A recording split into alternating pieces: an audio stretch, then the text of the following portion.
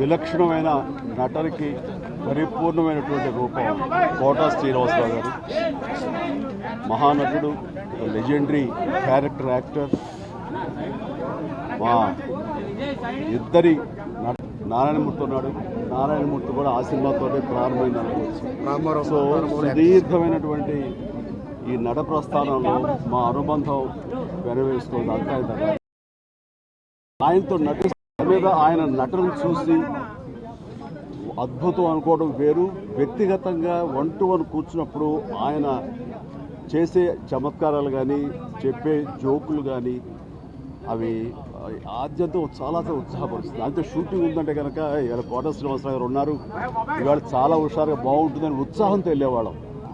అలాగా ఆయనతోటి ఒక అనుబంధం పెనవేసుకువెళ్ళింది. ఇంకా ఆయన చేయలేని క్యారెక్టరు, చేయని క్యారెక్టరు, మాట్లాడని యాస, మాండలికాలు లేవనే చెప్పాలి.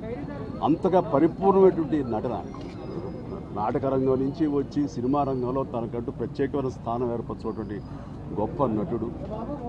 ఆయనతోటి నాకు ఎన్నో సినిమాల అనుబంధం ఉంది. ప్రతి సినిమా ఒక్కొక్క అద్భుతమైనటువంటి నాకు ప్రత్యేకం.